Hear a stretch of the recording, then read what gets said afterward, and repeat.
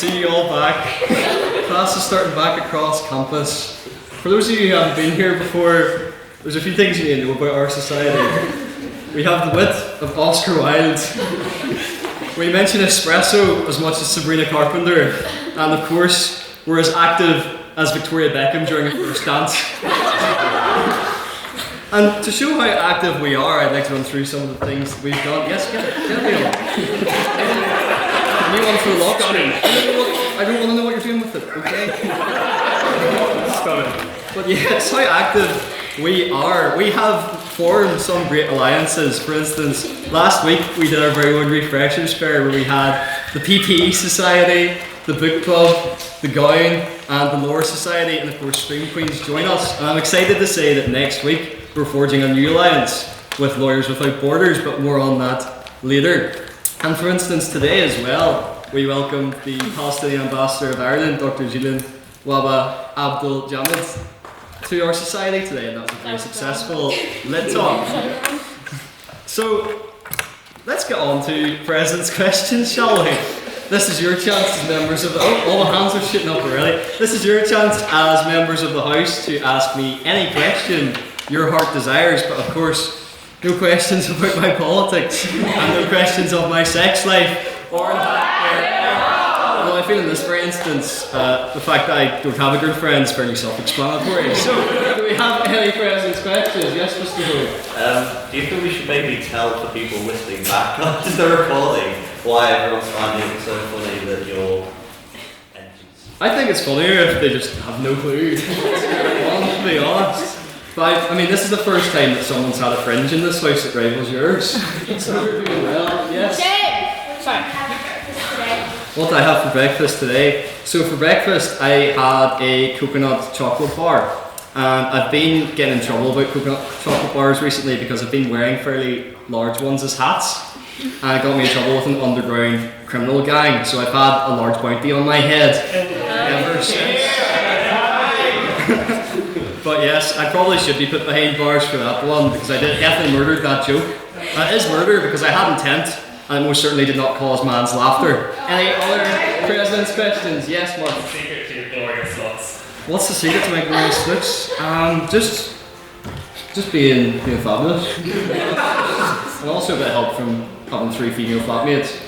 Yes, you? Not a question, more of a request. Can you wear this to the bar later, please? It depends how many drinks you promised to buy me. Yes, Ash? Who is your makeup artist? My makeup artist is my hair, in this instance, Beth and Pollock, and also Chloe for providing the fingers. Yeah. Yes, Mr. Spratt. Mr. President, you referenced your lack of girlfriend. Do you think after tonight that... I refer back to last week's answer about a boyfriend at home. In this instance, Matthew. I wasn't here last week. You weren't here last week? Oh, well, I've let the cat out of the bag then, haven't I? Any other President's questions? Yes, Flynn? Mrs. President. President, did it not cross your mind that you could have just died? Black. Would have had the same effect. I'm not tan. I don't have an orange face, do I, Flynn? Everyone seems to be mistaken, thinking I'm dressed as Claudia Winkleman. I'm actually just Jaden dancing away. Any other President's questions? Yes, we are. Should we be banning you from going near any sofas anytime soon? Very good. Yes, Henry? Who wears it better, Siobhan McSweeney or Claudia Winkleman? Oh, well, I mean, I'm a bit biased in this situation, so I have to say Claudia Winkleman, of course. Or me. But any other President's questions? Going once. Yes, Madam Vice President. Do you think if you, how do I phrase this? Do you think you give people nightmares tonight with that? That would imply that I didn't already give people nightmares. But yeah, this certainly won't help. Any other President's questions? Yes? Would you call yourself a pretty princess?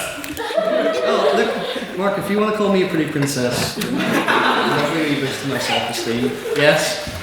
Might you be posting a get ready news? Yeah, I need to let other people in on my secrets to my looks, so that might not be a bad idea. Any other President's questions? Going once. Going twice. In that case, yes. Very quickly, sir. Did you come up with this costume idea after the motion was set, or was this motion set because you wanted to dress up? I'm being exposed by Mr. Secretary of the Trust there. Yes, Mr. Spratt.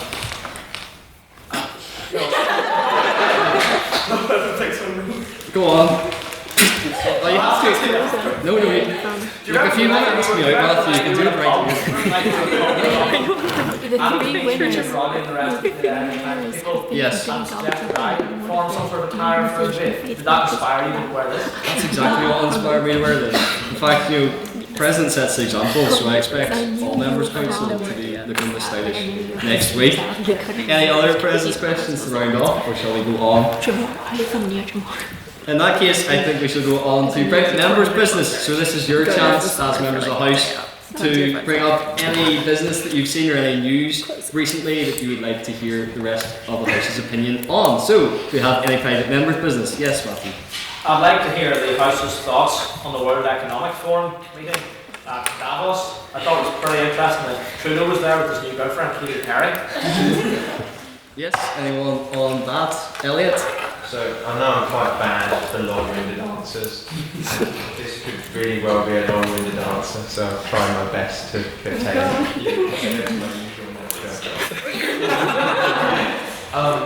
To start with, I thought the Trump speech, beyond like my personal opinions of Trump, was objectively a horrific speech for the WEF. He spent a large portion of it talking about the Greenland stuff, but also a large portion of it personally insulting Jerome Powell, the federal chairman of the US, which is not a good look for an economics forum. I'm going to impress global markets by talking about how bad our chairman is and the guys I'm interviewing to replace him. Particularly given that I think Jerome Powell has been a pretty exceptional chairman. We've also seen he's recently sued Jamie Dimon, I think possibly because Jamie Dimon spoke on the benefits and the wisdom of Jerome Powell. He then proceeded to kind of amp up and then amp down the Greenland rhetoric, and then eventually acquiesce in exchange for just the theoretical framework of the deal, which I thought was really confusing. The term on Wall Street is, I'm sure you've all heard it, is TACO, Trump always chickens out, and that seems to have held true in this case. Now I've realised I've betrayed my original... I'm just going to cut myself off here. Any other sentence is going to go on to the diatribe? Yep, we'll pass on then to you. I was a big fan of how J.D. Vance referred to it as a pit of Vikings to describe all of the US's closest allies and friends that they have really close trading relationships with. It shows very close friendships to refer to your friends as vipers that you can't trust. Anyone else? Yes, back to I Mr. thought it was very interesting about Mr. Macron's aviators. He says that he has some eye condition. I think the jet might have punched him again. I'm not quite sure which, but it's quite a look. Yeah. Anyone else on Summit or on Macron's affairs? I think his eye condition, but also I do think that my two favourite moments were when Trump said, without us, you'd all be speaking German, which was crazy to talk to Swiss people who speak German. Funny moment with him, if Biden did that, they would probably put him on spike or not elect him again. And then also, I love when he kept mixing up Greenland with Iceland, which makes me think Ireland's going to catch strikes. He just has to replace one more letter and then it's Ireland. So I do think the category in terms of imperialism for Trump will be Greenland, Iceland, and then us. So, yeah. Anyone else on Greenland or anything else which has been mentioned? Yes, Elliot? He also did a series of impressions of the Swiss. I can't remember if it's a Prime Minister or a President, and I think he confused himself over whether it was a Prime Minister or a President. He said, oh, Prime Minister or President, I think Prime Minister, I'm not sure, and then it's an impression. But it was just, I don't understand how the kind of voter base is not embarrassed at his behaviour. It's foreign to me.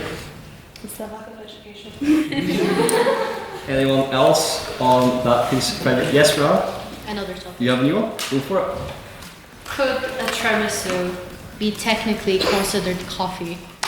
Oh, great. Yeah, back to the culinary section of private members' business, which has become a bit of a staple. So, what's the question? Tiramisu? Coffee or Could not? tiramisu be coffee? Okay, yes, Flynn. Short answer, no. Long answer, it contains coffee, but you can't call it coffee because sweets contain sugar and you don't call them sugar. Okay, interesting point. Yes, Elle? It's the same way coffee cake is not coffee, tiramisu is not coffee, McDonald's coffee is not coffee. These things are filled with sugar and fat, it's not coffee. But I love tiramisu, but it's not coffee. A potential rebuttal from Rana? Technically, lady fingers are soaked in coffee, sorry, English. So it contains a higher amount of coffee than any other sweet or dessert, you could argue. Interesting. We'll go to Maeve. But would you also, at the same time, some recipes call for it to be soaked in, I think, some beer or wine. You wouldn't say it's an alcoholic beverage. Interesting. Rosa? Would we say an apple pie is an apple for containing a large quantity of apples? Yes. Yes. Yes? Like just bouncing off. Should people be ID'd for tiramisu? For buying tiramisu? Because it does include alcohol. Interesting. It's like, it's given me a flashback to when I was a kid, and then my mum said that there was alcohol in the recipe, and I thought I was drunk for like the whole experience. Yes, you? Yeah, when are we going to just get rid of one of the future debates to put this on instead?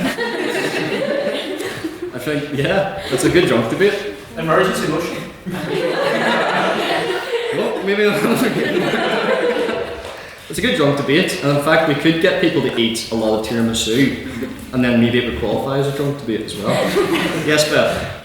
That reminds me when I was 13 and accidentally mixed up the alcohol and the cheese, so put in 500 millilitres of whatever alcohol I was using into my tiramisu.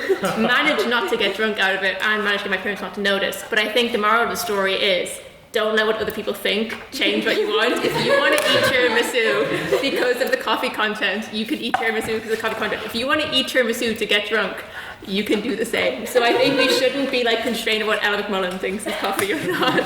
I have to say that I did go to a lecture a bit tipsy because I had a tiramisu for breakfast. So different people. Exactly. You could just have a tiramisu with like some of the ingredients for breakfast as well. It's probably 8 o'clock somewhere, isn't it? Yes, Flynn. If we want to ID people to buy tiramisu, then we have to also ID people to buy orange juice, because orange juice is about 0.5% alcohol. Okay. Anyone else on IDing people for things with like 0. whatever percent of alcohol in them? Yes, Colin? More just about tiramisu. Pointing off Hugh's point. When's the society trip to IKEA? The cafe, which has some excellent and very reasonably priced tiramisu. Here. That's a good question. I'll have to think back on that. But Lyrific and IKEA have many things in common because, of course, we're very well put together. Bouncing off for the orange juice ID, we should ID for vanilla extract. Because it's quite literally bourbon, like soaked in vanilla, so. Yes, sir. Not to go back to tiramisu. One tiramisu story I have is that I was when I was on holiday when I was 6, my brother would work by beach ball, so I put salt and pepper all over his tiramisu, and he kept eating it because he just thought he just kept eating it and then he threw up afterwards. So the moral story is, do whatever you want with your tiramisu. Or don't trust Ella if she's near your tiramisu. Yes, Mr. Secretary. It would be a lot easier to provide the ID for our orange juice and tiramisu if we were all to adopt Keir Starmer's wonderful idea of carrying mandatory digital ID. And that could then identify who is eligible and who is not eligible to purchase orange juice and other. There you go. Who knew we'd find you practicality for that? Yes, Madam Vice President. Yeah, bring it down from that. Piggybacking off of that, and I think as well, pasta alla vodka. Oh, yeah. Tried that when I was in high school, threw up in the shower after. Lovely image. Yes? Should excessive consumption of alcohol before driving be decriminalised in order to encourage more tiramisu consumption?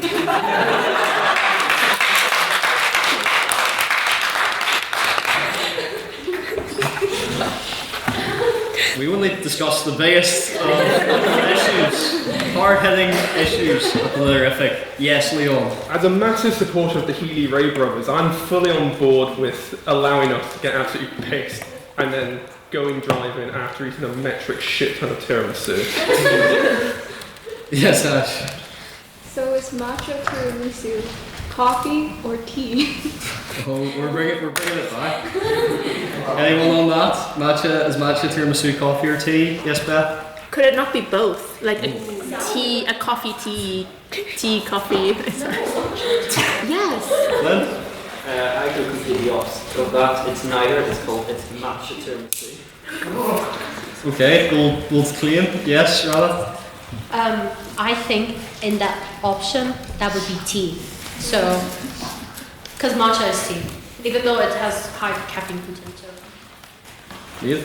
But would you add it? Would you be soaking the lady fingers into matcha, or would you be adding it into cream instead to make it? That's what something they do both. That's why I was wondering. Yeah, we'll go to the two more hands that are up on this. Rosa? I've seen numerous matcha flavoured coffees advertised, though I've been too scared to try them myself. Does that, in fact, become a tea at that point? Okay, and to solve all of these culinary issues, Mark. It's matcha not grass, so.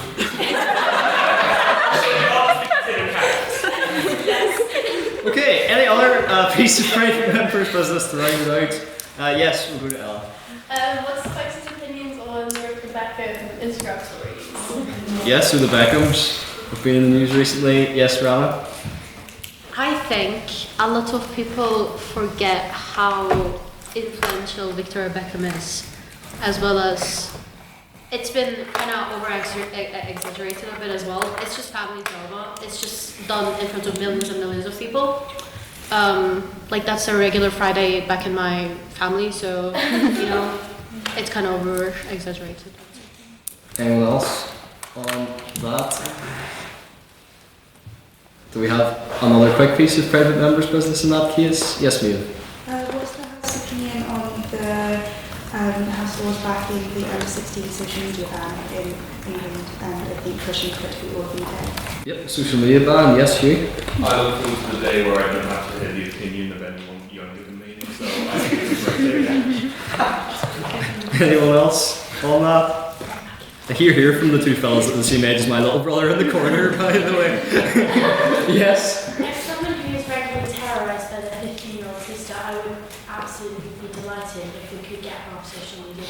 That would be a much better place. Fair point. Yes? I disagree. As a 15-year-old, I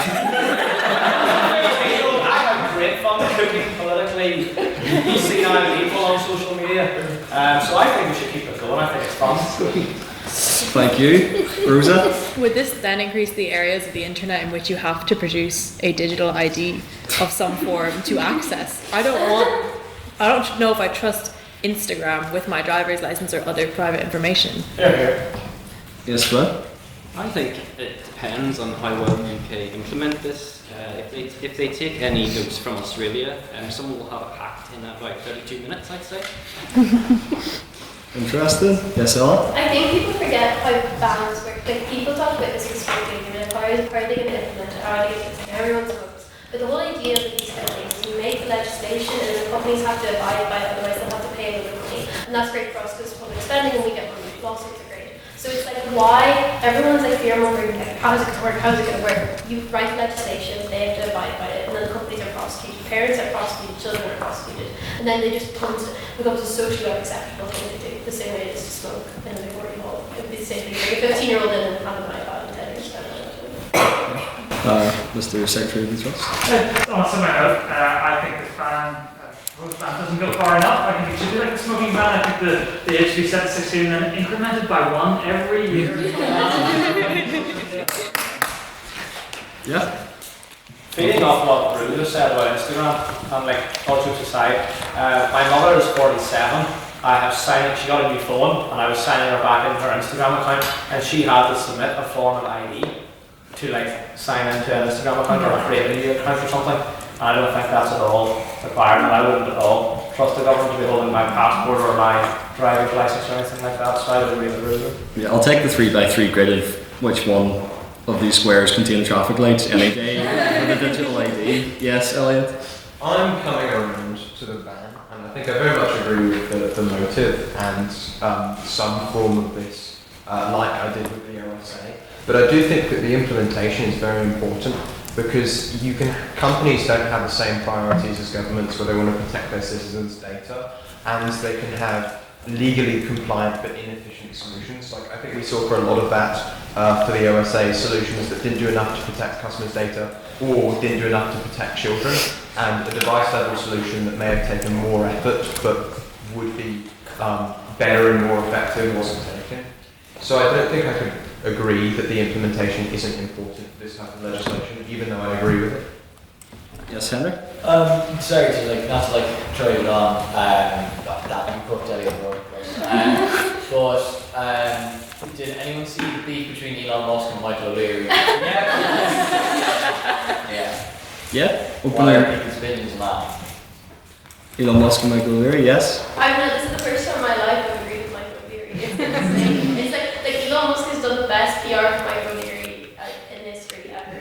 Like that guy wanted to make people stand on planes, and when he was asked about what injuries people could incur, he said that's the risk you get with going to Zante or wherever. So Elon Musk has done a great job for once in terms of PR efforts. Anyone else on that? Yes? I don't think Elon Musk has actually understood what he's got himself into. These are the people who run a social media account. If anyone who looks at them, they know that Elon Musk is not ready for the hate comments he's going to get. Fair point. Anyone else? In that case, it is now on to our minutes from last week's meeting, which was this house believes it's embarrassing to have a boyfriend, and I think I'm going to get. I think it's better.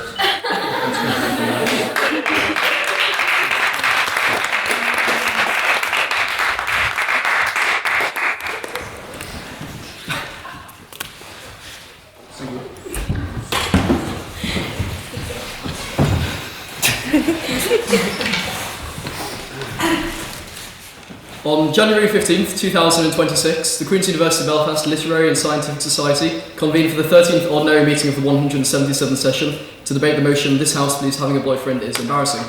President's questions we heard from Chloe Codden, who said whose dinner was better, your mum's or Bethany's. Daniel, under pain of losing his full-time carer, said Bethany.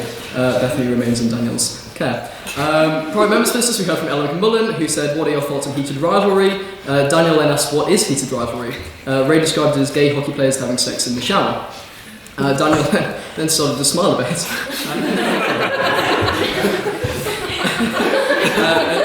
And then another person tastefully said that the sex scenes were essential for the plot, and they were very tastefully shot.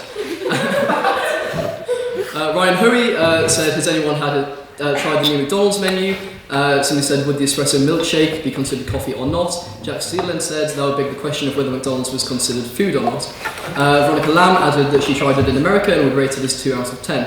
Daniel said that the way to test it out is to leave it outside and see if it brings all the boys to the yard. Jack Steele added that McDonald's is a bit miserable at the moment. Grinch fries were radioactive and the Canadian meal didn't taste like Canada very much. Daniel then asked what tasted like Canada. Jack replied maple syrup and mousse. Daniel said, "If you replace every part of a Canadian burger, is it still a Canadian burger?" This then led on to the Theseus Canada burger debate, which I didn't write down. And then we had our votes on prior opinion, where we had 27 votes for the proposition, 15 votes for the opposition, and 7 abstentions, meaning the proposition carried and the motion passed. First on the proposition, we had Luke Coyle, who said, "Boyfriends are the most embarrassing things to possess, besides a UCD LNH courses it. When you are in a relationship, you feel a need to permanently defend your other half." And during his hourly doom scroll, he came across Feathers McGraw as Marshall Blucher. And only his male friend liked this. This then led to his girlfriend having to defend it, which was incredibly embarrassing. He just can't reconcile being friends with a Doja Cat lover. It's elevator garbage, he said. Relationships mean compromise, compromise, compromise, and your life should not be a series of compromises. Don't let an embarrassing slender man ruin your life, he concluded. First on the opposition, we have Annie, who said, "The glaring issue with having an embarrassing boyfriend is the amount of online stuff. It's cringe to post relationship content on social media. Showing off your man is a flex. Social media is a flex. Women don't always make the right choices, but that doesn't mean they shouldn't make any choices at all.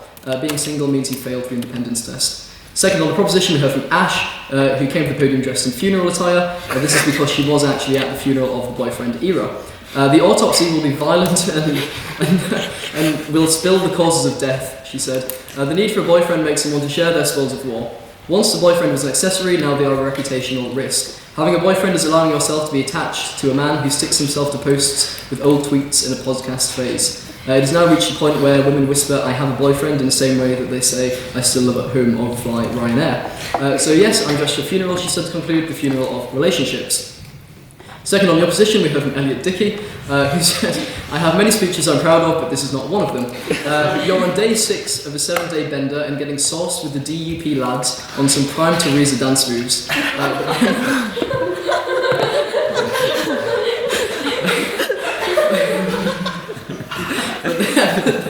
Then one of the lads is not feeling it. His top 3 shirt buttons are done up. He is quaffing a non-alcoholic beer. And he says he's going home without the companionship of a police officer, even though it is only a crisp 2 a.m. on a Tuesday. He must return home to his boyfriend. The greatest hinge bandit to ever do it, cut down and fried by Cupid's arrow, leaving you on your island. Leaving you on your island of spinsters. Fast forward to Christmas and your uncle is questioning you on any new relationships. As you say, maybe the questions begin. Name, place of birth, smell? Romance is embarrassing not because of your significant other, but because the world is full of miserable cynics who enjoy making fun of you. It only becomes embarrassing when you make your boyfriend your one thing, just like fishing or debating societies. Third on the proposition, we heard from Jack Steele. Jack began where all good stories do, in the bakery aisle of Sainsbury's with a reduced section mince pies, 99p down from 1.99. Upon seeing these mince pies, he recalled the topic of debate and remembered that in Puritan England, mince pies were banned. Running with this idea, he recalled also that it was illegal to have a boyfriend in Puritan England. And then moving naturally to Victorian England, where there were lots of intimacy rules, he thought a little bit more about the nature of relationships. You could have a suitor or a courtier, but having a relationship was a no-go. Although Queen Victoria didn't outlaw lesbianism, but did specifically outlaw sodomy. Having a girlfriend was therefore okay and not embarrassing. The term boyfriend actually insults the nature of a relationship. The term boyfriend only brings Instagram stories and badness. Having a relationship should be like foreign policy, Jack said. Strategic, measured, reasoned, and rooted in what is the best outcome for him. EJ then spoke for the whole chamber by questioning if that is why Jack is single. Moving on from the Victorians, he said that Beyonce published Irreplaceable in 2009 after having embarrassing relationships with men. He then revealed that this was an attempt to connect with us all. He then said that he's led to believe there's an application called Grindr. Jack continued by saying that certain colleagues in the room may be aware of an application called Grindr, and for those in the room that are aware of Grindr, they will know that relationships, he then called out Ryan Hoey, on that app are very uncommon. To finish, he then mused that maybe we are returning to puritanical England with no mince pies and no boyfriends. Finally, third on your position, we had EJ, who said the proposition is proving that dating can be embarrassing, though it's still technically possible to have a boyfriend and not be embarrassed. If a man manages to make it past a rigorous screening process and data, then proceeds to embarrass her, she would dispose of him violently. Then launching into a verbal assault on Elliot and his new and improved hairstyle, which has actually changed this week. She said that if Elliot became your boyfriend, that would be the embarrassing thing, not actually having a boyfriend in and of itself. This is because he's both a London posher and a white South African. It's not embarrassing to have a boyfriend, it's embarrassing when your boyfriend is Elliot. This then made me think that perhaps she dated Elliot and that this was her way of violently disposing of him in public. You're missing out on living your life because of a stranger on the internet who ridicules you, she said. Live your life in cringing glory and date men. Before concluding that this debate should really be about what men can do to stop embarrassing their girlfriends. Finally, we had the vote on speakerability, where we had 18 votes for the proposition, 22 votes for the opposition, and 8 abstentions, meaning that the opposition carried and the motion fell. Finally, we had council business. So today we welcome the Palestinian ambassador Ireland to the Litterific. Many thanks to James Turish, our events officer, for organising this excellent event, and for Queen's University Belfast for allowing the use of the Riddle Hall campus and for providing security. Can I say the ministers right? Aye.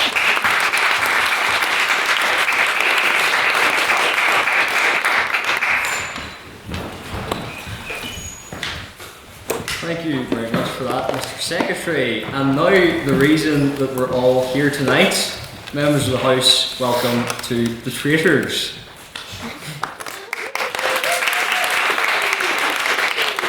Before we get started, I must go over the rules. So, speakers will have 7 minutes to deliver their speeches on the proposition and the opposition.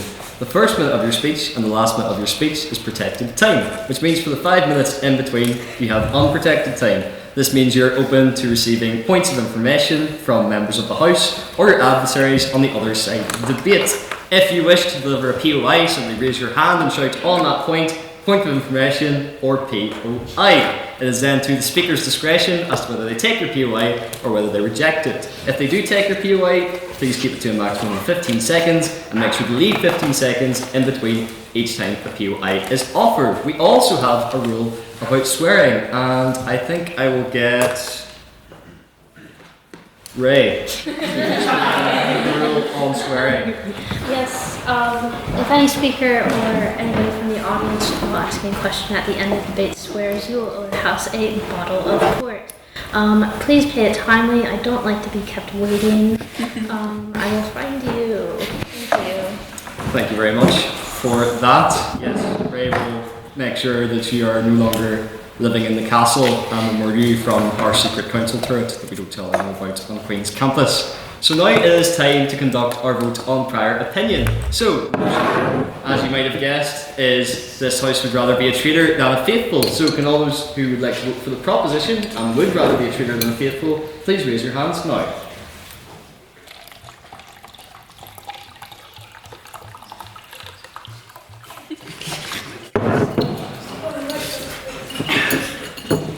Yes, and can all those who would like to vote for the opposition and would not rather be a traitor than a faithful, please raise your hands now.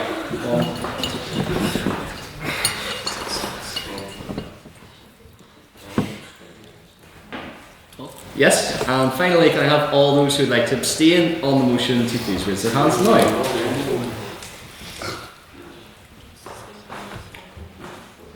Well, yeah. Mr. Secretary, can I please have the results on the vote of prior opinion? Yes, with 14 votes for the proposition, 13 votes for the opposition, and 11 abstentions, the proposition carries and the motion passes. Finally, before we start tonight's debate, I would like to do a brief introduction of who we have on both sides, or contestants, if you will, for tonight's traitors. So we have first on the proposition, Leon. We have second on the proposition, Lyra. And to round off the proposition of your traitors tonight, we have Luke. And then on the people on the podcast are really missing all this. This is why you need to show up to debates in person, folks. And for our faithfuls, or those on the opposition, to open, we have Tom. We have, this is one I'm most proud of. Beth. And to round off our debate for tonight, we have, of course, Rosa.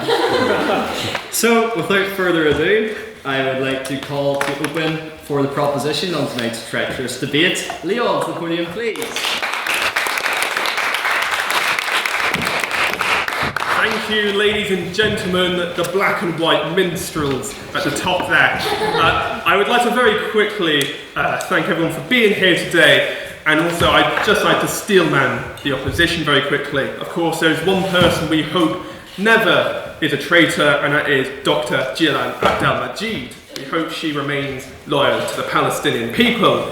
I would like to also start by very quickly condemning these rascals, these jackals, these miscreants, this one here particularly, who decided to have a look at these wee things before we start the debate. Obviously he's not defending his team very well. So, as part of my debate tonight, I'm going to be arguing about whether or not we should be traitors. And an important piece of that, I think, if we look back at the long history of betrayal, we have to look at the historic form of it in plays, especially that most, how do I say it, treacherous figure of Iago in Othello. For anyone that doesn't know, Othello is a play written by William Shakespeare about the character of Othello, who is a general who is betrayed by his ensign, his flag bearer, and eventually dies. Iago is quite possibly one of the greatest figures in playwright history. He is a conniving B-word. I'm trying to avoid the port rule, I'm afraid. And it's kind of an issue of, yeah, he is a sexist, he is a racist. You know, I have to remind some people in this house that that is a bad thing, apparently. But But apart from that, he is still quite an interesting, hilarious character. Of course, the famous quote by him: "I serve him serve upon him." Essentially, I serve Othello, the Moorish general, so that I may turn around and betray him. It is kind of one of those characters who dominate play history for that famous line of betrayal which rings throughout the ages. However, I'd also like to talk about kind of the modern relevance of it in many ways, because if we I'm going to do a show of hands very quickly. Like that ad, are you feeling overwhelmed at work? Do you hate your boss? Show of hands. Have we got bootlickers in this room? You guys are going to be shot when the revolution happens. However, who here has a rich friend who it really annoys them and, their death would be at most a mild inconvenience to them? Can I have a show of hands?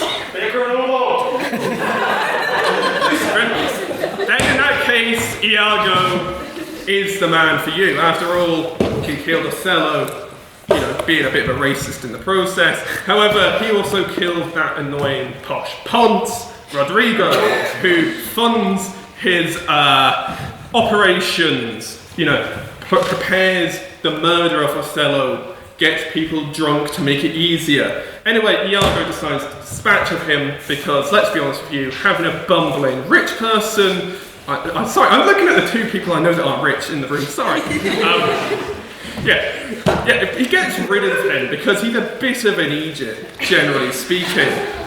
However, betrayal is not just great in historic plays, we see it throughout modern media as well. Famously, of course, showing my decline in sort of my artistic consumption, Star Wars. Darth Vader is quite possibly the coolest traitor. He does it twice. First of all, he betrays Samuel L. Jackson by letting him be roasted alive. Secondly, he throws his own boss down a weird shaft thing. I think we could all agree, or at least all of us who are employed, which I have a feeling isn't many in this room, would happily do to their bosses. The other figure in history, however, it also made its appearance in media, is of course von Stauffenberg, the general who assisted in the July plot against Hitler, trying to blow him up. Unfortunately, it didn't really work. Hitler just became a bit more of an adult maniac. However, once again, that kind of shows the brilliance of betrayal. Of course, not only can you use it to betray good people, which isn't necessarily great, however, it can happen, but it can also be used to betray some pretty awful people. I mean, on a show of hands, who here likes Hitler? Guten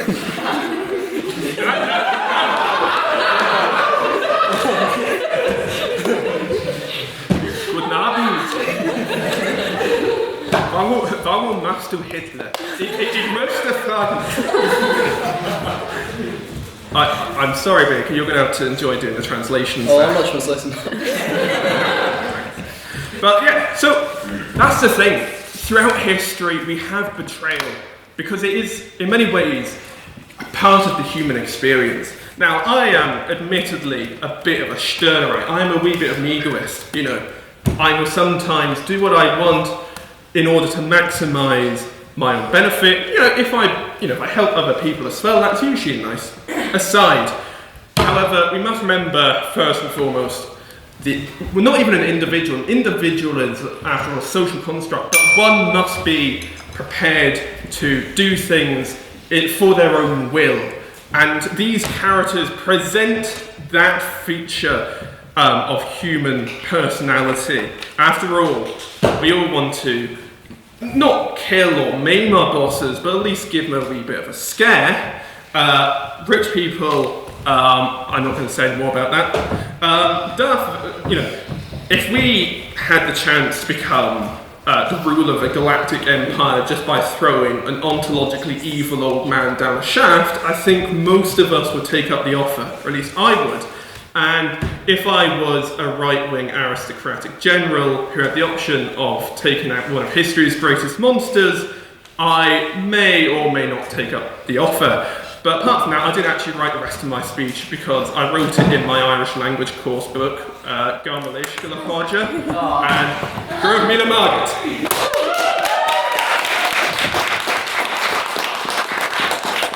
Leon, for that very fine speech. And now to open for the faithfuls or opposition for tonight's debate, I'd like to invite Tom to the podium, please.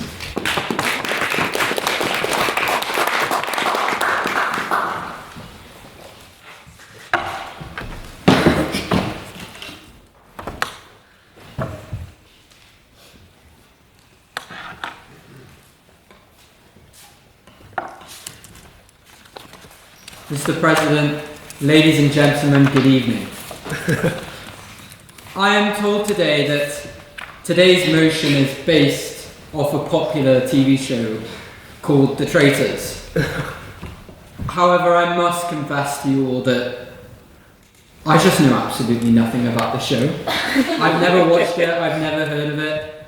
I heard about it for the first time when actually reading the turn card. And frankly, I was quite confused when I saw on the group chat our external convener appeared in a cloak. And I must admit to you, I'm still a little bit quite confused about the fashion choices of certain individuals in the room today. Nonetheless, I have come here today to speak on the dire matter of treachery, which is something I do know about. In fact, I might dare to say that I am an expert on the matter. POI? As a member of the Conservative and I'm happy to take a POI. I was quite aware of this guy you were Tory, but you seem to have answered it already. So, I'd like to issue a warning about choosing to be a traitor instead of a faithful. And to do this, I think we must look at the history of treachery. It all started long ago, in the first instance of treachery, the betrayal committed by Cain against his brother Abel, where Cain led Abel to a field, and out of jealousy for his offerings to God, Abel struck down his own brother. And what happened as a result of this? God heard Abel's blood crying from the ground, a deafening sound. And so everyone knew the traitorous nature of Cain. God placed a mark upon his forehead. I warn you today not to be a traitor, because the blood of those you betray will scream from the ground, and your treacherous nature will be as obvious as a mark upon your forehead. Question. Please. To you, what is a traitor? A traitor is someone who commits treachery, is someone who betrays someone that is faithful to them, who betrays the trust of others. People will hear your treachery if you commit it, and they will treat you accordingly. A betrayal can easily become a pattern, and a pattern of betrayal can easily become common knowledge. This is a punishment, in Cain's word, no thank you, that is more than one can bear. You should not betray because you will build a reputation of treachery very easily. And this will become a hindrance on your ambitions and your conscience. The most common motivation, as we've heard from the first proposition speaker, is ambition. One may argue that one small act of betrayal, throwing the Emperor into the Death Star, is worth it. One small act of betrayal for the success of a lifetime is worth it. That the pattern stops with one act of treason, one foul act for the future of happiness. POI? Please. I wasn't saying one, I was saying multiple. You can do it multiple times. Alright, okay. The story of Macbeth is sufficient consolation. From my view, that treachery never stops at one act of treachery, and that the wages of treachery are severe. Now, a lot of people here are thinking, oh, One small act of treachery will end the pattern. Leon isn't thinking that, but I can't remember what I'm sure. And anyway, Macbeth sought the crown of Duncan, and so Duncan was violently murdered for it. The result was a habit or an addiction to betrayal from Macbeth, an itch to keeping safe the ill-gotten gains of previous betrayal for more treachery. For the purposes of safety and his ambition, Macbeth betrayed again and again, and in this case, it was Macbeth's friend Banquo, who was prophesied to have his children establish a dynasty threatening his own, showing that he will never be satisfied, no matter how many times he betrays. Macbeth quite famously meditates on his lack of success, that his treacheries were not worth it. He says, "Upon my head they placed a fruitless crown. For Banquo's issue have I filed my mind. For then the gracious Duncan I have murdered." Macbeth's fear of Banquo and perceived threat to his position, a good noble friend, filed his mind. We're to the point, even after Banquo was murdered, Banquo appeared to Macbeth in an apparition, the guilt tormenting him. Ambition cannot be a valid reason for treachery, because not only does, in Macbeth's words, it teach bloody instructions, making you never feel safe, but you also slowly lose your mind through guilt and jealousy. For my final historical example, I'd like to discuss something that's very sad to me. After we lost the general election in 2024, there was a leadership contest in the Conservative Party between Robert Jenrick and Kemi Badenoch. And this was something that was quite surprising to me, especially when better known names like James Cleverly and Priti Patel were in the race.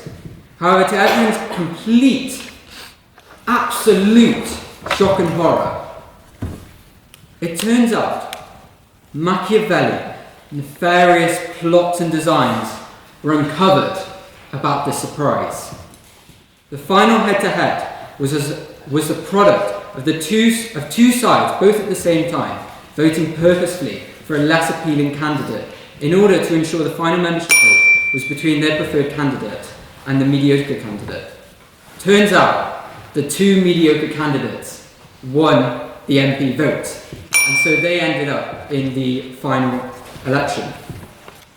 And so Kemi won, and Jenrick sat in the shadows waiting for Kemi to reach the penultimate stage in the life cycle of a Conservative Party leader, resignation after scandal. Something to everyone's surprise, it did not happen. And so Jenrick committed the ultimate treachery. He joined Reform. But doesn't Jenrick just look pathetic?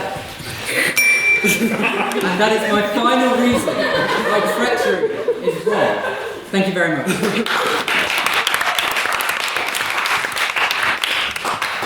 For that very fine speech defending the faithfuls, although not faithful to the allocated time, but that's besides the point. Second, for the traitors, I'd like to invite for the main speech Lyra to the podium, please.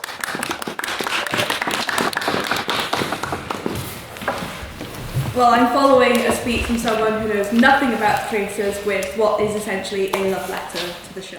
And I'd also like to start the speech by pointing out I'm missing the penultimate episode of season 4 to stand here and convince you to be a traitor. Also knowing I would be a very, very bad traitor. In fact, my mother said I'd be so bad I would be the next Alan Carr. But he did win, so I might take it as a compliment.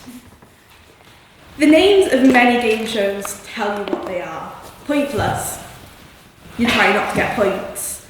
The wheel. You just spin around on a wheel. And catchphrase. You're trying to find the catchphrase. The Traitors is a show about being traitorous.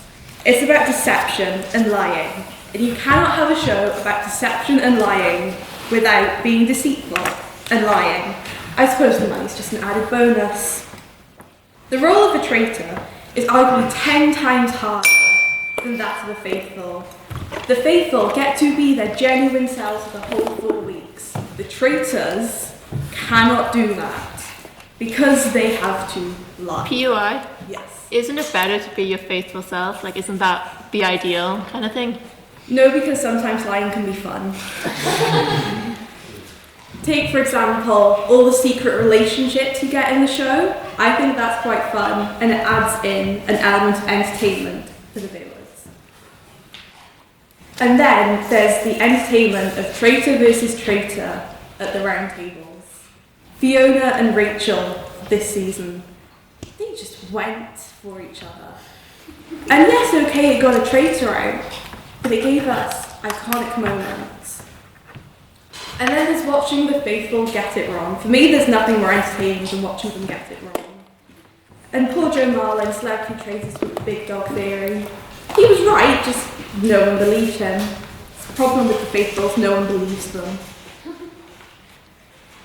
Last night's episode, spoiler alert if you haven't watched it, it was great. But if James had accused Matthew earlier in the season, everyone would have just called him unlucky. Because that's what the faithful get called. If a traitor got it wrong, they would also be unlucky. James is now being accused of a traitor, which is great, because it means another win for the traitors. In season 2, we had the first win from a traitor, Harry Clark. It was the most iconic moment of TV, of him yelling, "I'm the best traitor in the world." I know I would not be yelling that, I would be crying with Claudia Winkleman's shoulder, much like Alan did. Yet despite all this, I would love to be the secret traitor, an addition for season 4. I'd be honoured to continue the line of Welsh divas being traitors, but realistically, Charlotte's Welsh accent was the most traitorous thing of season 3. Without the addition of the traitors, we would only be watching a bunch of strangers sitting around, eating breakfast and solving puzzles. Where's the fun in that? Yet I think we would still have the iconic moment of Alexander's backwards nursery rhymes and the unforgettable image of Celia Imrie wailing into a well. Being a history student, the word traitor takes on so many different meanings. For me, it would mean 4 weeks in Scotland eating tiramisu for free. For Anne Boleyn, it meant losing her head. And yet I think there are a fair few historical figures who would be great as traitors. Napoleon, for example, he'd have the strategy, he'd have the genius. He'd either win or be banished within a week. Oscar Wilde, I think, again, he'd be a wonderful traitor. He would be able to talk someone into banishing themselves, which I think we've also seen a fair few times season 4. And my last historical figure, Trump. Well, let's be realistic, he'd be the faithful that got murdered on night 1. No one likes him. The faithful get to do so many cool things. They get to murder, sometimes in plain sight. They set the faithful up against each other. They control and manipulate the game. They have all the power. But the best of it all is they get to wear the iconic traitor's cloak. I mean, who wouldn't want to strut in wearing a cloak? We see it every week in this room. The traitors is so iconic, we can now find Australia, Ireland, even, and I hate to say this, America making their own versions. But we know none of them are as good, because none of them have our heads and shoulders diva, Claudia Winkleman. And yet, despite all this, I think we can all agree the most traitorous person in this room is Tom, who can somehow call himself Welsh and a Tory.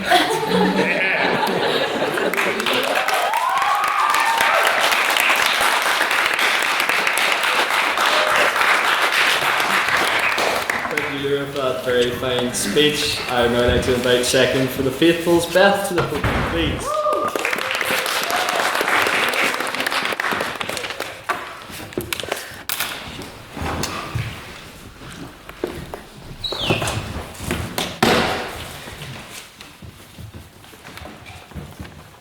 little name tag.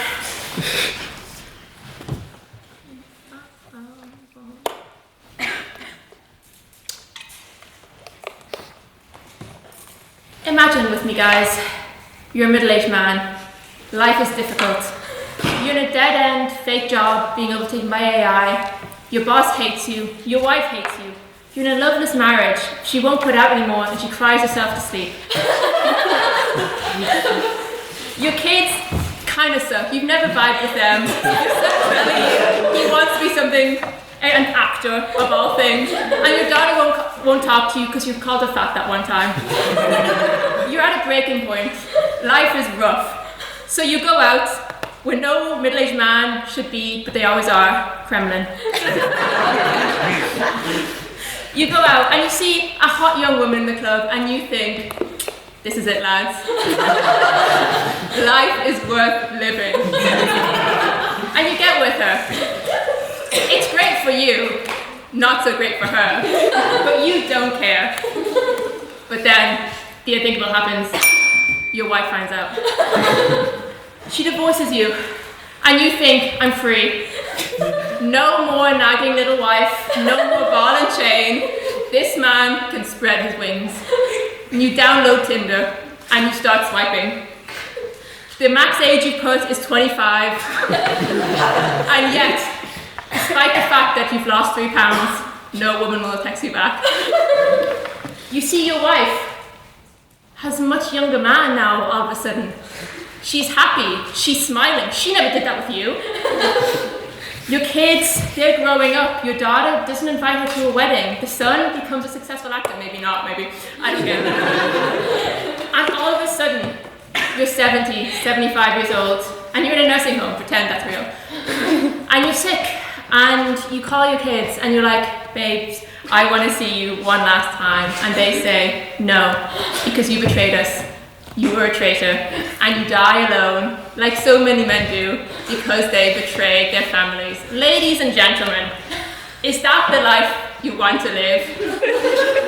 I say no, because all this yap about like the TV show, which unfortunately I have not seen, or about like Star Wars, which why would you want to be Darth Vader? They're based on the Nazis. Not to break that rule in chamber, but it might be a fun idea to begin with, but do you, in real life, want to be a traitor? And I say, no, it's not fun. Marry a woman you love and treat her well, and you will, or even don't cheat on her with some young thing in Kremlin, because she won't leave you no matter what, and you could end up with your wife at the end of the days. So betrayal is bad, and betrayal, like when Baker is telling you he's writing short and funny minutes, and you find out they're neither. And I would never personally betray people. I've never been in a relationship, but I have friendships, ride or die friendships. Like when Ella asked me to do the speech last minute, and I did not know what the Traitors were. I've never watched the Traitors, and I've never really been betrayed in my life. But because I am faithful to my friends, I am standing here today and giving you some yap about faithfulness.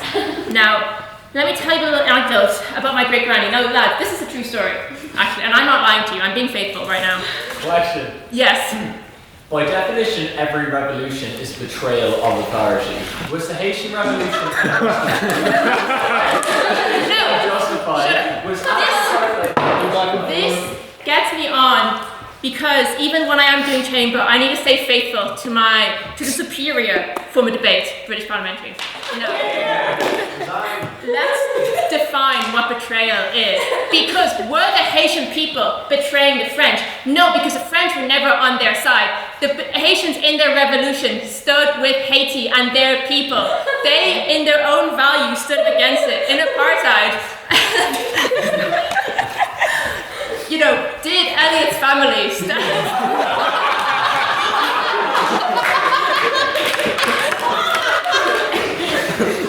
But this brings me on to, thank you Henry for giving me something to talk about, betrayal as a concept. Because it's the action of betraying one's country, a group, or a person, as I quickly Googled during these speeches. And we have heard a lot about betrayals, these different types of betrayals. But I would question, are those actually betrayals? We talk about, the July plots. And as I quickly looked up on Wikipedia 10 minutes ago, he was never loyal to Hitler. According to Wikipedia, he struggled very much with the ideas of National Socialism. No, thank you. He never really stood with them, so can you call that a betrayal? I say no, he stood with his own values that he stood by. And same thing with Roger Casement, a very famous Irish hero, as you were talking in Irish reminded me. He was executed for treason against the crown. But was it treason? Was he a traitor? No, because he stood with his native homeland of Ireland. He stood with the Irish people, and he could not have been a traitor because he never betrayed his people. On that point? Yes. What about, sorry, was that Neil? You go ahead. What about Daniel Ellsberg? He released the Pentagon Papers and he was fully loyal to the government, so he saw the information about what's happening in Vietnam. Well, can you truly be loyal to something you don't know anything fully about?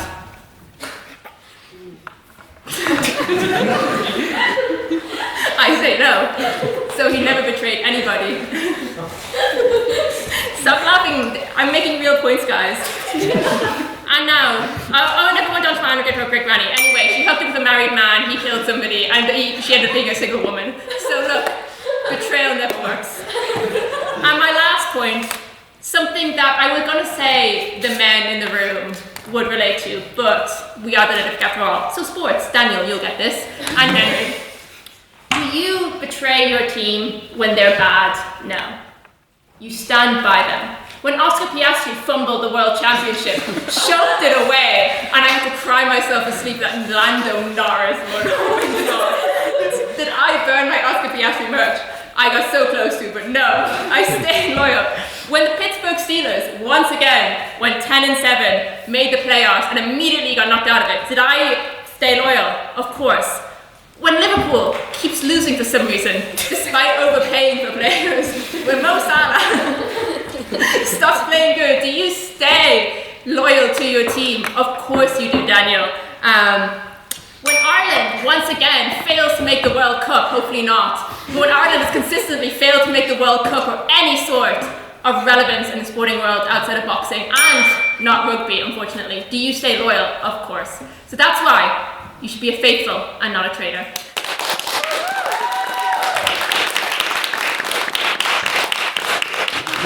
Thank you, Beth, for that very fine speech. And now to close for the traitors, I would like to invite Luke to the podium, please.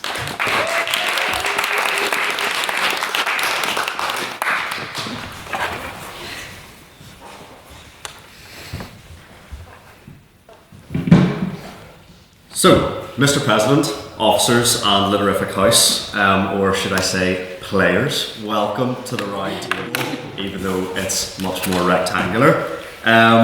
Look around you, because right now, half the people that you trust are lying without blinking, and because they think they're going to catch me and my fellow traitors out, but they couldn't be any more wrong. Ladies and gents, in a game where survival is the key, the faithful can chat all they want about loyalty and righteousness, but when it comes to survival in the game, those principles go out the window. They may swear they'd stay faithful and that they'd be 100% faithful, but if there were a green cloak on that table or a red one this season, you can be guaranteed that I'll be wearing it. Undoubtedly, this house would much rather be traitors than faithfuls. So my first argument will be that when you're playing the game, the traitors have much more strategic superiority. On that point, Go on, Matthew. I'm a wee bit confused here. Maybe you could enlighten me. You're sitting on the traitor side, but on the political spectrum, you'll be on the loyalist side. So I'm a wee bit confused here.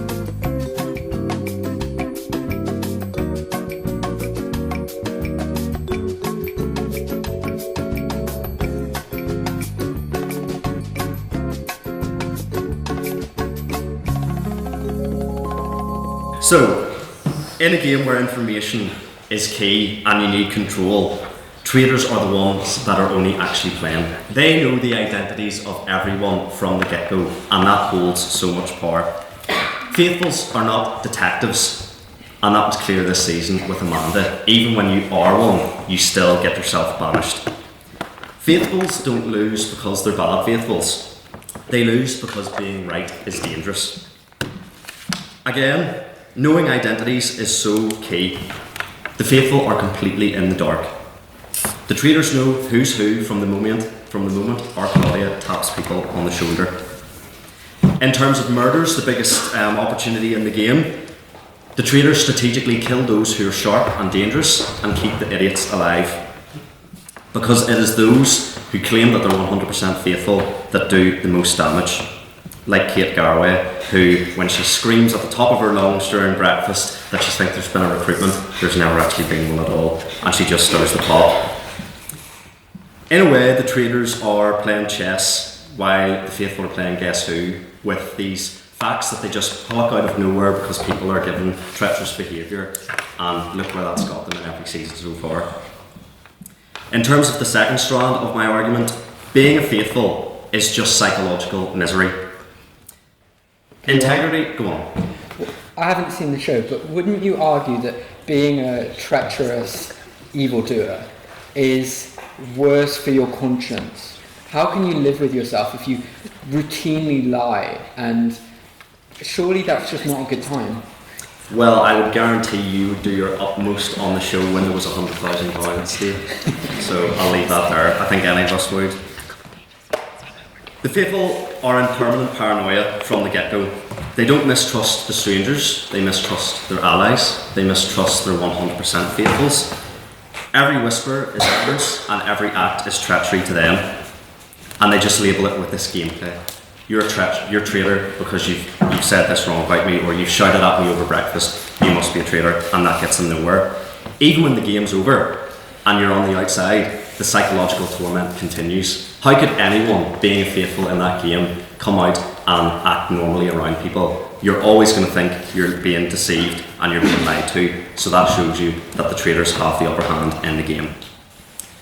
The biggest flaw of the proposition is that they'll argue kindness and loyalty, as we've heard, that you need to remain loyal to those that you trust, because they would do the same back to you. But those traits don't stop you getting murdered in the game, because they only make you a target, and as we've said, crush your chances of getting the money. Go on, Beth. What if you don't care about the game? Why have you entered it in the first place? And get the TV attention. You are. Order. As I've already said, the 100% faithfuls are the most dangerous. They can attest to that all they want. They said episode in, episode out, and yeah, that might make them beloved amongst their faithfuls and even amongst the traitors, but that's because they know they're the easy pickings and that they can use them to their advantage, because again, traitors have the upper hand and they're the ones that control the game. The faithful are just the pawns in it. You are. Go ahead. I'm assuming that traders then have an additional pressure on them to perform well, because if they don't perform well, then they will be caught out. And isn't that also pressure on the traders to then lie well? Because if they don't lie well, that's $100,000 on the line too. You know? So. Yeah, I mean, totally. There's pressure. It is a pressure-filled game, but those traders that are the best, I'm pretty sure our Claudia picks them for the right reasons and know that they're strong characters that will take it to the final. And if you've seen the show, you can see they get recruitment chances and everything. But that is a test, and you can't deny it's a lot of fun to be a trader rather than just a kind of headless faithful going around. The final strand of my argument is that the whole show in itself rewards betrayal. None of us, well, those of us that watch it, are not tuning in to see the teamwork of the faithfuls. We're not seeing, we don't want to see their chumminess. We want to see the chaos that ensues that is made by the traitors. The murderers wipe out people with defence. You come to the round table and you get banished even though you're a detective or the most loved player in the game, all because of one wrong move. It even goes into the inner workings of the show. The music doesn't swell for the faithfuls, it swells for the traitors, and that just adds to the game's inherent favouring of the traitor side. I couldn't be true to the traitors team if I didn't just briefly mention two of the greatest that there's been. Obviously Harry Clark, if you've seen it, he is probably the best traitor that there will ever be, and he's already been mentioned, Alan Carr. How you at first instance would think he's the worst traitor ever, and he becomes the winner. It's just a testament to the power that the traitor can have. You can be awful and you can go on to win big things. So in conclusion, you are only faithful until the chimes of the midnight clock go, but if you're looking to survive to breakfast, you have to be a traitor. I have been, and am still, at the end of my speech, a traitor, and if it is my choice between crying at breakfast after somebody shouted at me, or plotting in the mysterious turret, I'm taking the cloak, and I'm being a traitor. Thank you.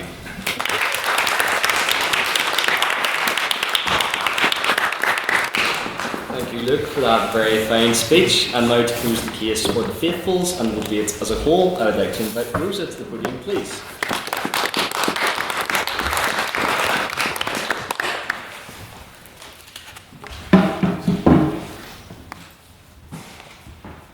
Ladies and gentlemen, both traitors and faithful among ye, this motion, this proposed blasphemy, that this house rather be a traitor than a faithful, is not merely a question of a low-stakes charity prize reality TV show. This is not simply a BuzzFeed, who would you be, a traitor or a faithful quiz. This is not even a matter of tactics or strategy. No, this is much more than that. Ladies and gents, this is a battle to capture the very nature of humanity. Are we at our base beings of morality, of trust, of community, and of faith? Or are we inherently selfish, looking out only for ourselves at the expense of all of those around us? Traitors. We are engaged in, to paraphrase the immortal words of Lin-Manuel Miranda's James Madison from the hit musical Hamilton. You guys might not be cool enough to have heard of it. A battle for our nature's very soul. The opposition's considerations are nothing short of moral bankruptcy, and yes, I did use a thesaurus to find words that perfectly fit the number of syllables in that sentence. Liam talked about Shakespeare.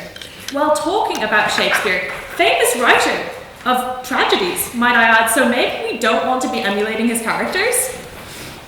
Would Romeo and Juliet be the incredible love story that it is? Had Romeo betrayed Juliet and failed to show at her fake suicide at the end?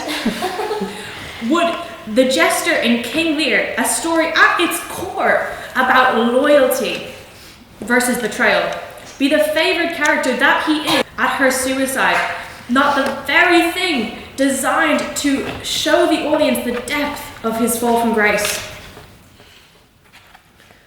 These isolationist beliefs, and it is isolationist, for even the traitors will turn on each other at the slightest push, are a product of our inherent oppression under a capitalist system. Now hold with me, I know we're discussing this next debate, it's only one point.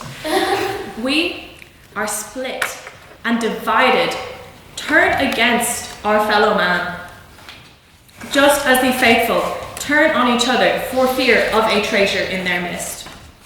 This show mirrors the world in which it was created, one in which those who would step on their neighbour in their climb to the top are rewarded, while those who put their trust in others, who remain faithful to the very last, are left behind. And Luke, I believe, perfectly illustrated this point.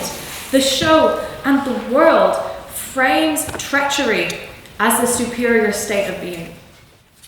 When was the last time you attended a local community event, or volunteered, or donated to charity? They work you hard and spit you out.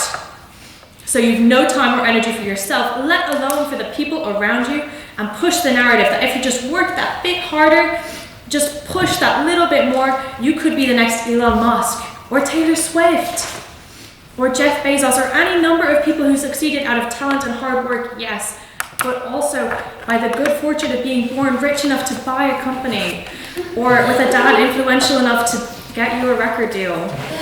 They push this narrative because they know that it is only together that we can achieve greatness. My 6 modules are worth 20 points each, which my lecturers say mean I need to spend 30 hours on each week. Then I spend, say, 15 hours per week at my job, keep the money for my going out. The science says you need 8 to 10 hours of sleep per week, closer to 10 for women really, but we won't get into that. And let's go with 8. That's 56 hours per week of sleep, plus hours in lectures, plus you need to exercise for your physical health, plus you need hobbies for your mental health, and God forbid you have a social life. You end up so exhausted at the end of the day, no energy to say find somewhere to live for next year, find the place, afford the place. It feels like a monumental task. I'm sure a lot of us are in the same boat in this matter at the moment. So how do we overcome? How do we manage? You get a group of people together, people you trust, to split the bill and split the work.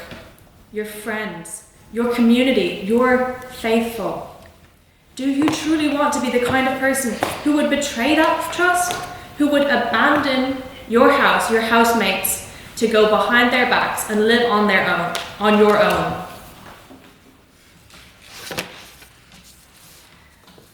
Like I said, the role of a traitor is arguably 10 times harder than that of a faithful. This is the God-given truth. Being alone, isolated, selfish is exactly this. It is hard. It is difficult. It is so much easier to have a group of people around you, a community around you, and to remain faithful to them. I'd also like to segue. In Star Wars, which was mentioned at the very start of this debate, Darth Vader only betrays the Empire after first betraying his own culture, his own community, his religion, his family, not to mention killing a bunch of children. Yeah, go on. Other than that being a double betrayal and therefore cancelling out, is this really who you want to emulate? Is that the goal, people? So, are we creatures of selfishness and deceit? Or are we of community, of faith? The opposition would have you believe the former.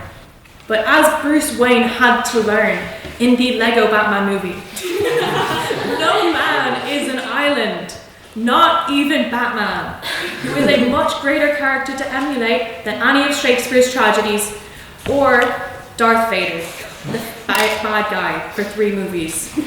I choose to instead have faith in those around me, in my neighbour, in my fellow man. Divided we fall, but together we thrive. Proud to oppose, proud to be a faithful.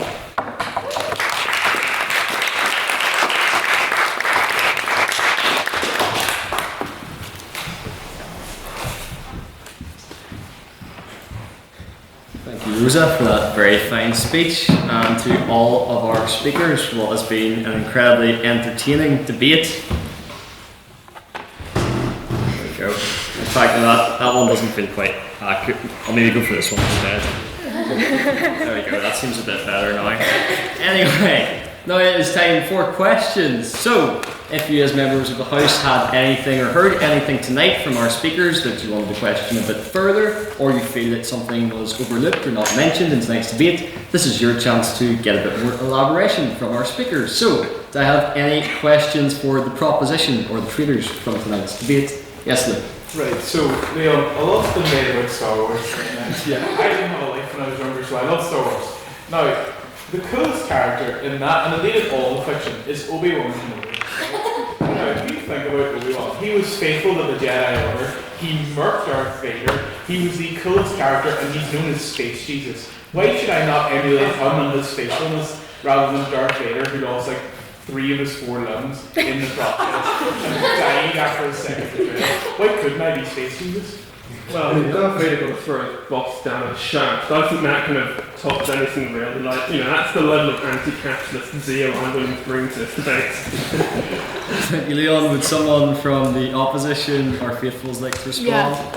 I mean, Leon makes a lot about like this anti-capitalist throwing down the shaft. Mind you, this man ruined an entire galaxy to work for this man for his job application. So, like, that interview he did was crazy, consequences for everybody else. So, like, I don't think one kind of act of, actually maybe the fact that, like, my wife is dead because of you and I'm an absent father to my kids is going to change for the fact you threw him down the shaft after giving him all the power and, like, murdering kids and all your friends and family for, like, what, a spacesuit? Thank you, Beth. Do we have any other questions for the proposition or traitors?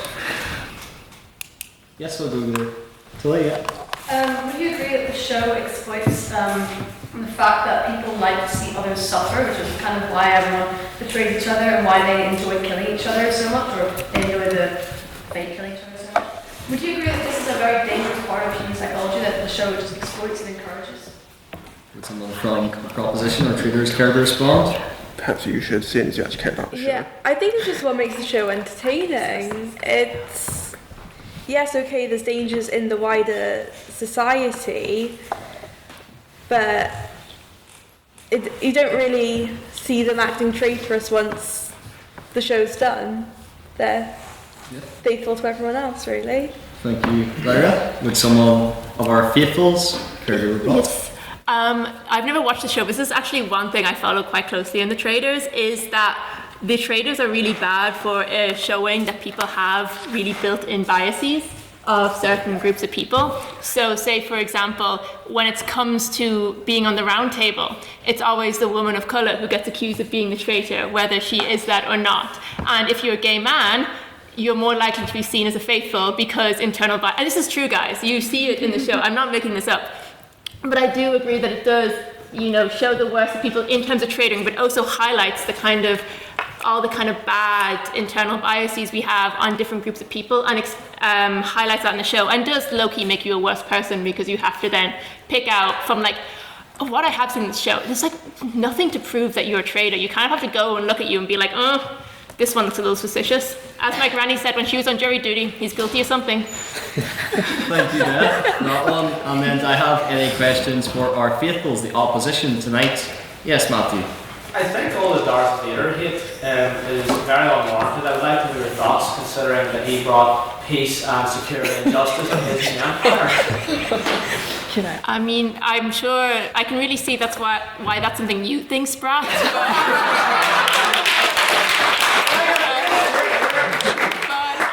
I don't think I don't know what you call blowing up a planet. Is that like an ethnic cleansing or a genocide of all But he blew up one planet, murdered a bunch of kids, left his wife for dead. Attempted to blow up a second planet.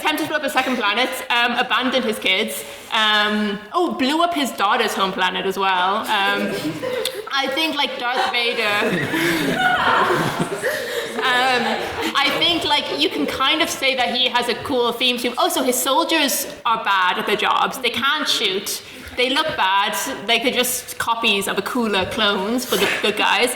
I think serve superficially, Darth Vader's a bit of aura, but if you go deeper into it, you kind of see that he's a bit of... He had slaves, if we look at the clones and the stormtroopers. I mean, if we get into the ethics of Star Wars, and Leon talks a lot about overthrowing the capitalist system and your bosses and all that, but if we really look into it, how ethical is Star Wars' economy, and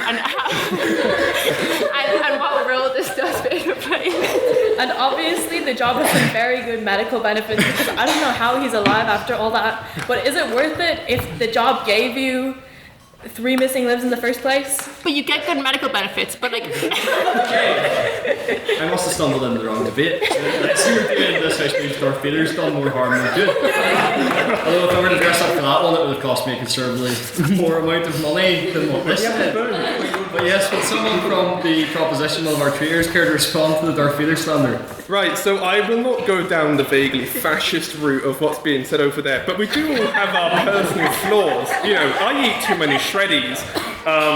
Some of the people in here I know have some horrific personality flaws, mainly their political opinions, their general outlook on life, their hygiene and some other issues as well. However, I will defend Vader on one thing specifically. He replaced his army of enslaved clone fellas with a bunch of paid employees. The stormtroopers weren't clones; they were actually paid But they were also go back and forth, save it for that brains. Go on, Leon. Yeah, you see, there's some big issues with capitalism there. It's kind of if we look at it throughout history, we go from sort of plantation slave economics, mercantilism. The empire is kind of that step into capitalism. So they're like, in a way, you could say Darth Vader is very much like Friedrich Engels, where he was a capitalist. He was part of the capitalist system. However, he betrayed his class and then became an advocate for the revolution alongside Karl Marx.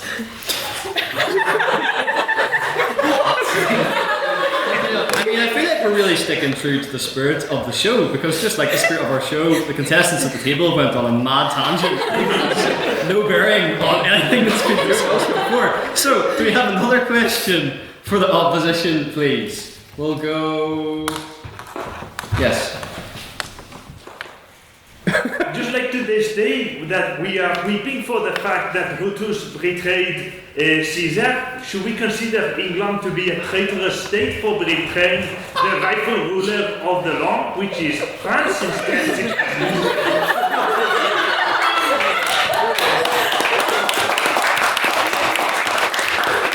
I think we can condemn the French and move on to the case of question. Sorry, this specific leaflet and I'm not trying to be condescending, but you said Roger Casement never betrayed Ireland. I had to break it to you, he was a British civil servant before he was serving in South America and in South Africa before he got involved with the agency. So really, he was a traitor, not a traitor. No. This brings me back to the discussion of what is betrayal and can you betray someone without all the facts. But there's also a bigger thing, which is Roger Casement is known as the grandfather of human rights, and through his work for the British brought him to places like the Congo, like Bolivia, and all these countries where he then called out the human rights abuses being perpetuated against those indigenous people. So even though he did serve for the British, which was at the time the power in charge, whether you liked it or not, he did actually do a lot of good in his charge as a British representative, and he did a huge amount of good. Like was it Amnesty International is based off of him and his work. We wouldn't really have our views on like maybe don't kill 10 million Congolese, don't cut up their arms and legs if it wasn't for Roger Casement. And I'm not joking, guys, like it sounds like I'm joking. It's true, the Belgians were horrific people. Belgians did a lot of war crimes in the Congo, and it's only because of Roger Casement we know that. So I do think there's also the talk of like, can you do, if the good outweighs the bad, is it really bad? And I would argue that no. And then at the end, he went through the thing, as I read on Wikipedia 10 minutes ago. He went through and was like, lads, this is actually not that great because Britain is a colonial force, even though a lot of people in this chamber think that's a good thing. So, I mean, he wouldn't have liked Elliot's family and then quit his Elliot's ability to catch strays, even though he's not on the debate, is something to be studied. But thank you for that, Beth. Would someone from the proposition or Traitors care to respond? Yeah, I mean, that kind of doesn't take away from the fact that he was still technically a traitor. You know, he had been an employed member of the British civil service. He then turned around, got guns from the Germans. That suggests the guy didn't really care much about his contract in the British civil service. However, I also want to use that to go back to something that was actually said in the debate. You talked a bit about Stauffenberg not necessarily liking Hitler. However, he still swore an oath to Hitler upon signing up into the Wehrmacht. So even if he didn't believe in Nazism, you know, like millions of other people in that system, you know, like I think Gerhard Schröder's father as well, and some other political figures, even if they didn't believe in this, they still signed up to it, and they were legally traitors because they had been contractually and obligationally forced to support the system. You know. Thank you, Leon. And finally, do we have any abstaining questions? This is a question not for any side in particular, but put evenly to both sides. So, for instance, if it starts with, well, I think this one applies more to the proposition, or well, I think this one applies more to the opposition. I have a gavel. It's fairly heavy. I have good aim. And you'll find out. So, do we have any abstaining questions? Yes. So I think really what we've seen here is that the point Beth tries to make is that we should be faithful to our own ideas, and the point that Leon tries to make is that we should betray the structures that press us.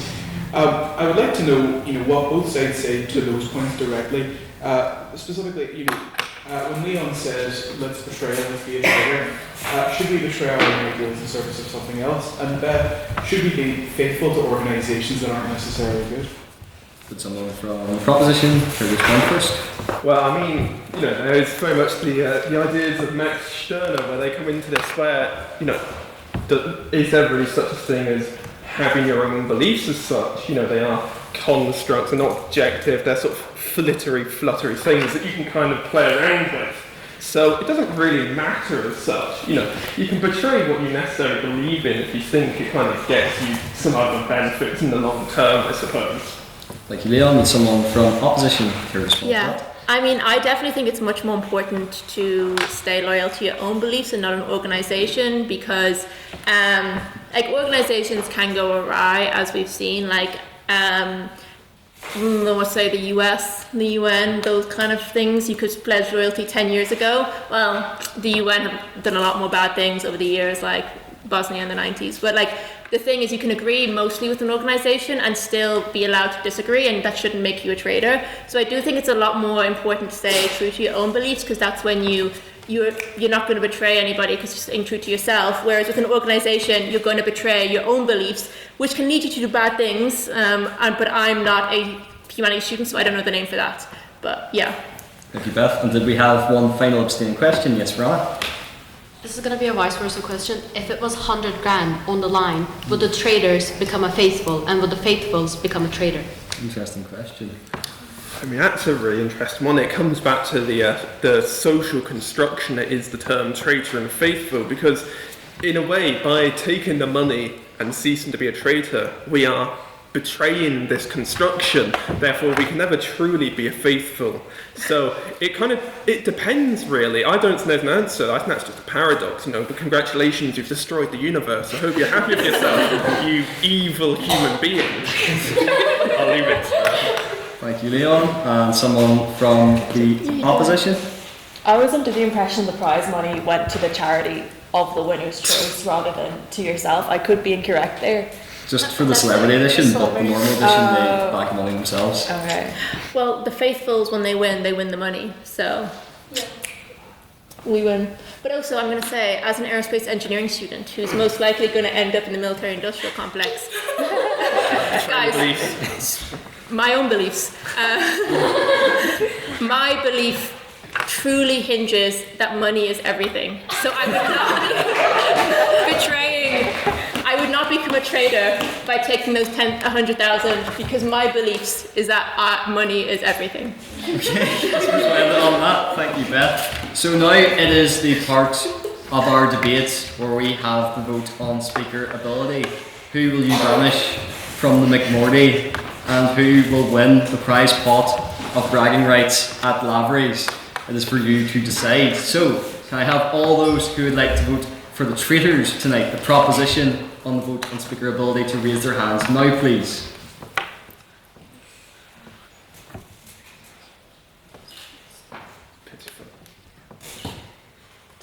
Yes. And can I have all those who would like to vote for the opposition, the faithfuls from tonight, to raise their hands now, please?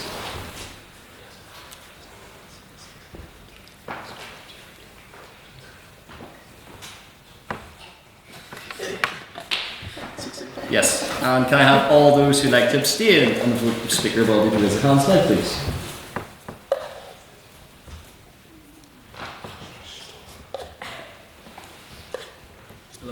Yes. Mr. Secretary, can I have the results from the vote of speaker ability, please? Yes, with 10 votes for the proposition, 16 votes for the opposition, and 11 abstentions, the opposition carries and the motion fails.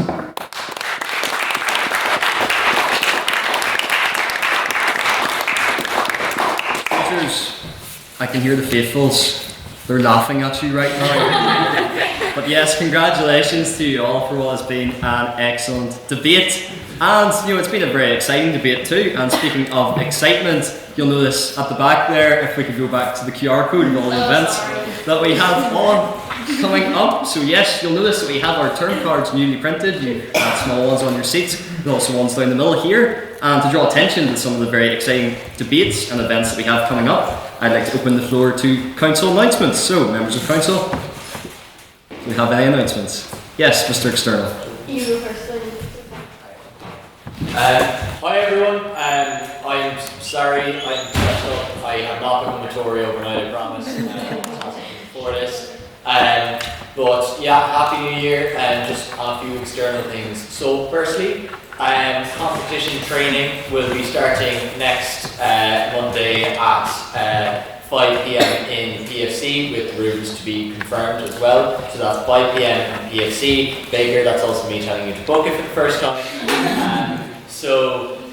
Yeah, be there, be square. For the 4 teams and the 3 judges going to Trinity IV, who we are paying money for to represent us at Trinity IV, make a distinct effort to be there, because it's people like Beth and Miss Lynam and Madam Treasurer have worked really hard to fund us going to this competition. So pay back the respect and show up. In terms of you guys. And for those of you who want to get involved in competitive debating, who think that you can take it up a notch, going to universities like University College Dublin, Trinity, Oxford, the works, and think that you have what it takes to bluff them and get involved in competitive debating, please start showing up at this stuff as well. Secondly, it's my pleasure to announce, formally to the House, that the Queen's University Belfast Intervarsity Debating Competition is returning after she's taken quite a long nap, so big whoop whoop for that.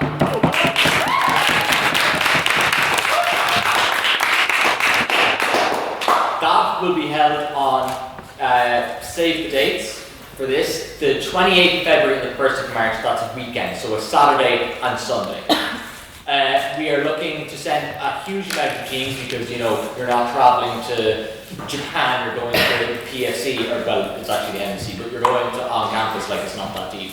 So please, we'll be looking for new people to get involved in competitive debating for that weekend. Please try show up. Please, this is something for everyone. There's no experience required. The final thing, and the most important thing.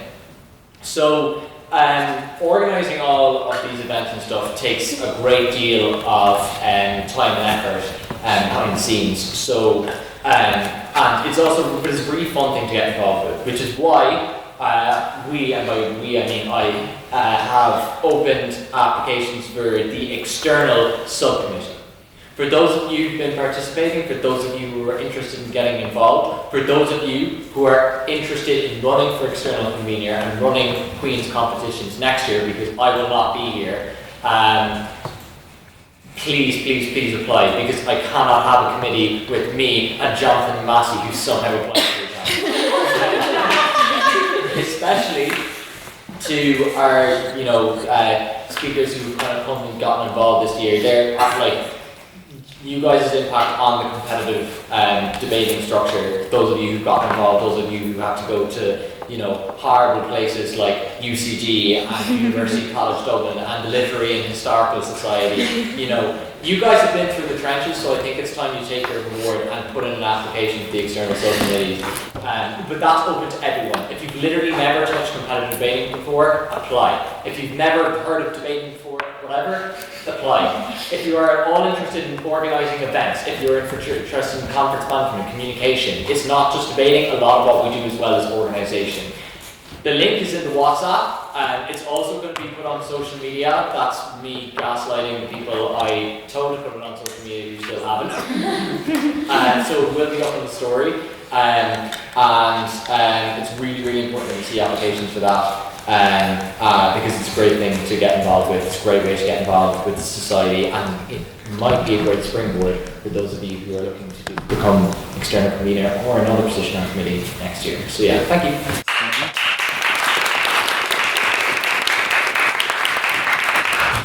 Yes, Madam Eternal. Hi. So yeah, as per usual, everyone was amazing today, and I'd like to thank everyone for staying to speak. the ones who hadn't seen the TV show, aka Beth, were peer pressure into doing it. So yeah, it's been absolutely amazing. The mating count is going up high, but I'd like it to be a bit higher. So if you haven't spoken before and you're turning for debates, I know usually I say something kind of sarcastic like, you should be speaking at debates, but please speak at debates, because me being aggressive hasn't really worked this semester anyway. So it's a really great opportunity. You are helped the whole way through, like to the best of my ability. You're in a WhatsApp group chat, it's very collaborative. So if you've never spoken before, it really isn't as scary as you think, and you don't have to have debating experience. Most of the people who are here came here with absolutely no debating experience, and now they're flying up and down the podium like they're experts. With that said, next week's debate is "This House believes capitalism has failed the West." Another thing Jonathan Massey has very promptly applied to speak on, so that's one space taken. But it's a very, very popular debate topic, but unfortunately, and this isn't against the men, but it's very male dominated, the people who've applied to do it. So the girls in the business, the girls who love to talk about money is everything. Please consider applying as well, because it's, to have 4 guys just going against each other for a whole day, please. And also, I'm going to be really, really busy next week, so I will have the group chats made by Sunday. I know most people have spoken, no, I usually make the group chats around Wednesday, and I can be a little bit kamikaze with that. This time, the group chats will be made by Sunday, so if you want to speak in this debate, come and harass me tonight, or tomorrow on campus. I will be in Grand Central around 4 or 5 o'clock to get a bus back to Strabane, so that's also a time, or you could do the conventional route and message me on WhatsApp. So please, if you want to speak in this debate, don't leave it till Monday or Tuesday, because the speakers will be picked.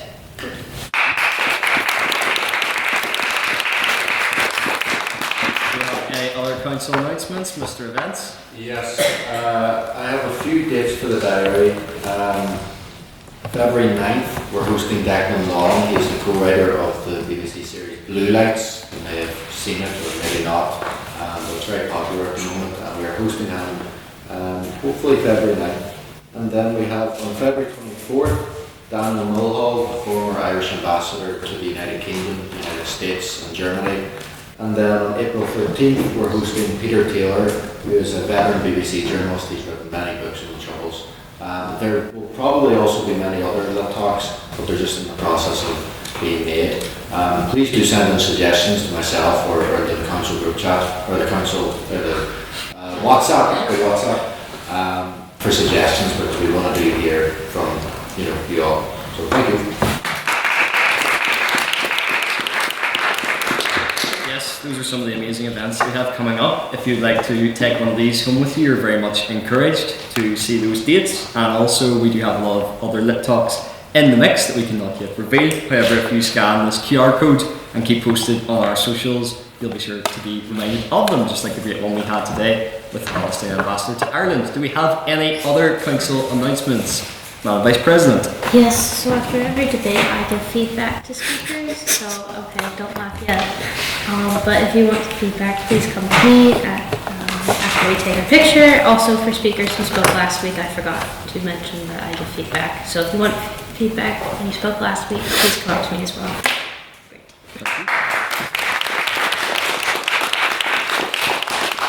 Mr. Schools, would you like to give an update on the schools competition that we have coming up in February? Yes, so our schools competition is one of our key outreach things that we do at Lyrific.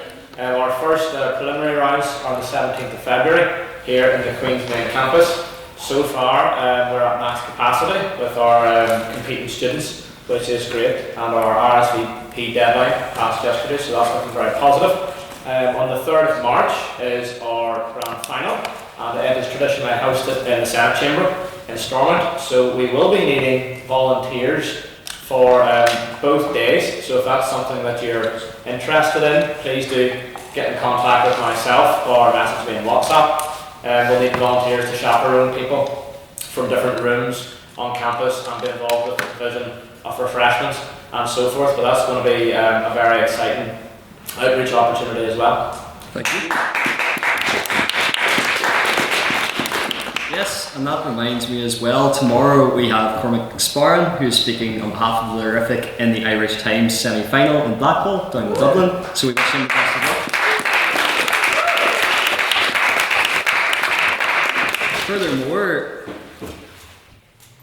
more debating action next week, because we do not just have our Thursday debates. You'll have remembered that I mentioned a collaboration with Lawyers Without Borders. That is because next Tuesday, the 27th of January at 7 p.m. in the Canada Room, we are debating This House Believes Digital Privacy Should Be a New Human Right. So that'll be a very exciting and topical debate with them. So if you'd like to see them in action, you're more than welcome to come to that. And yes, also, just I forgot about that one. If anyone's interested in speaking in that one, there is a forum. If you want to just message me and ask questions, then please get in contact with us on the WhatsApp or Instagram. Yes, and finally, our philosopher of wine, matcha, and espresso is not here tonight, but he would want me to tell you that we actually have a big quiz coming up sometime in January, so all the more reason to follow our socials to keep posted on that and to read up on a bit of trivia. And finally, as per usual, we don't just go our separate ways after our debate. We're very much a community here at the Lyrific, and there's very much a social side to our society. So if you would like to join myself and others going to Lavery's tonight, and with that, can I have our Traitors and Faithfuls to the front, council behind. I'll see the rest of you at Lavery's, and keep debating.